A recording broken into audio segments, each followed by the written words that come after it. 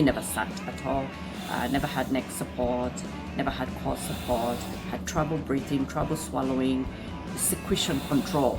He always had a gaggle in here from secretions that could never just go away. So from my experience with Nathan, that was type 1.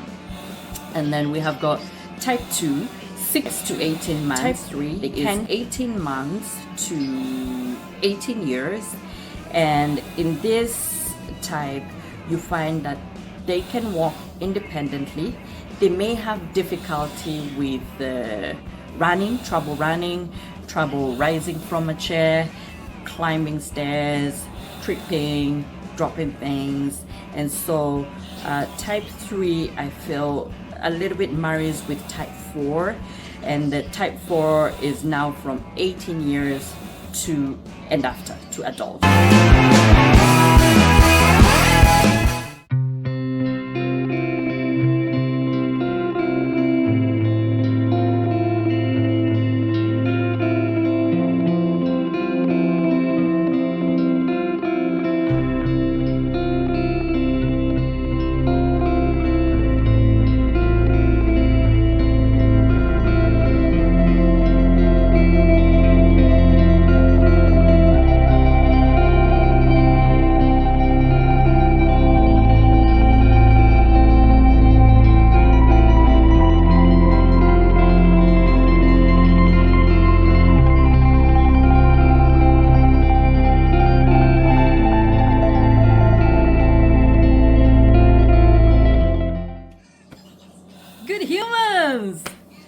Welcome back. How you doing and how has your week been? This is Lydia on Lydia Waige's Way. Welcome to my channel. Thank you very much. This is where we learn, we grow, we share, we connect. It is nice to be back this week. Today we are discussing on types of spinal muscular atrophy. And we have been doing a series on what is spinal muscular atrophy. We did a little bit in video 2 and 3 on the genetic component of spinal muscular atrophy. And today I decided to branch out a little bit and just give five classifications of spinal muscular atrophy before we can then dig into signs and symptoms, diagnosis and treatment. Okay, you ready? Let's roll.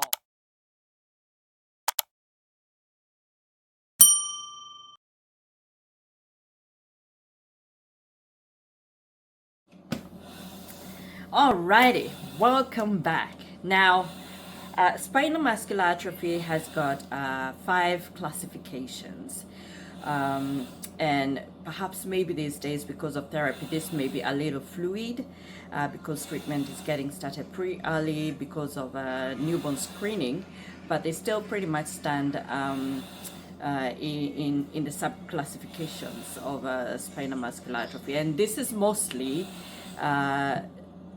dependent on when the symptoms of spinal muscular atrophy are evident.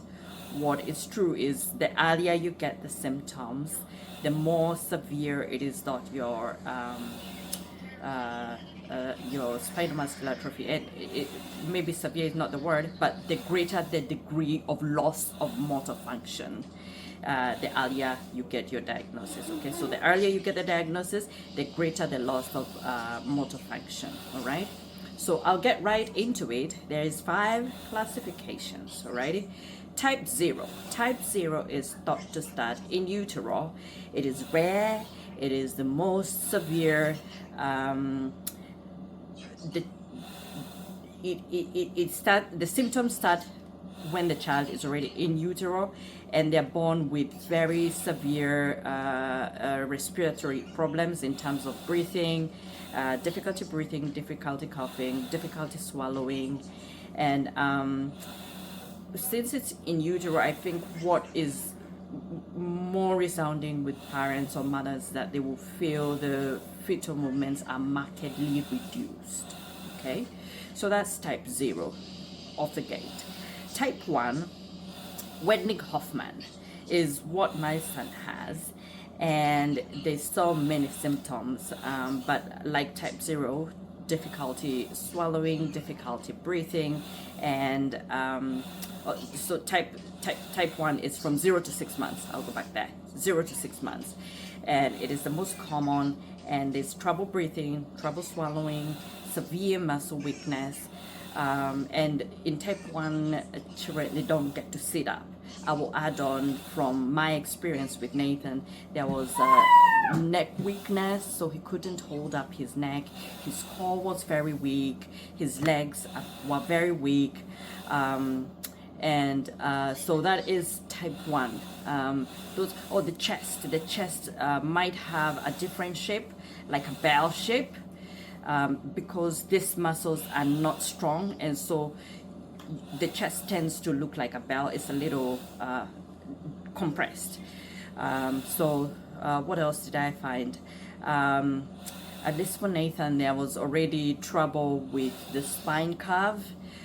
He had a little bit of an S scoliosis, he had a little bit of kyphosis, and those were there even by the time from 0 to 6 months. At least for Nathaniel, those were there, okay? And he never sat at all, never had neck support, never had core support, had trouble breathing, trouble swallowing, secretion control. He always had a gaggle in here from secretions that could never just go away. So from my experience with Nathan, that was type 1. And then we have got type 2, 6 to 18 months. They can sit down, but cannot stand, and also cannot walk. Like I said, sometimes these classifications are getting a little fluid because of treatment of starting treatment early, but classically that is type 2.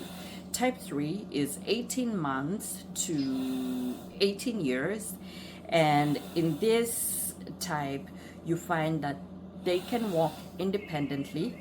They may have difficulty with running, trouble rising from a chair, climbing stairs, tripping, dropping things, and so type 3 I feel a little bit marries with type 4, and the type 4 is now from 18 years to and after to adulthood. And for those ones, most of the things you hear is a general, like just general weakness, may have still trouble breathing, may have trouble swallowing, dropping things, a little bit of wobbliness, balance problems,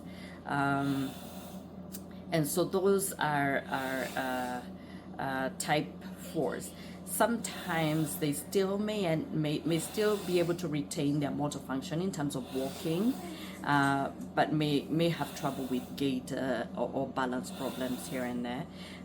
If untreated, then it could progress to where they need a chair to help move from point A to point B, because it just is taxing too much to do it without a wheelchair or a power chair, whichever way, or a walking stick. So they may end up with help with those ones. So type 0 in utero, that's type 0. And then type 1, 0 to 6 months, which is where Nathan is. And then type 2, 6 months to 18 months. In type 1, you don't sit at all. In type 2, you can sit, but walking is a problem. And then type 3 is 18 months to 18 years, and there they may be able to walk independently, but will have difficulty with running, climbing stairs, moving from curbs, rising from a chair. And then type 4 is adulthood, 18 years and older, and they may be able to retain motor function still, but I think most of the people will say they're tired, moderate leg and arm weakness, dropping things, gait problems, balance problems, and so that is type 4. So those are generally the classifications of spinal muscular atrophy, 5 in total: type 0, type 1, type 2, type 3, and type 4, okay? And because symptoms are very varied with very many people, if anybody has experience with SMA or has come across someone with SMA with different symptoms, then put them in the comment, because that may help someone else who's on the fence, okay? So that's it. This is video now number 4 on types of spinal muscular atrophy. The next video will be on the signs and symptoms of spinal muscular atrophy, and then the other one will be on diagnosis and treatment. And so stay tuned. I appreciate each and every one of you. Have a very, very, very good end of your week. Bye bye, good humans.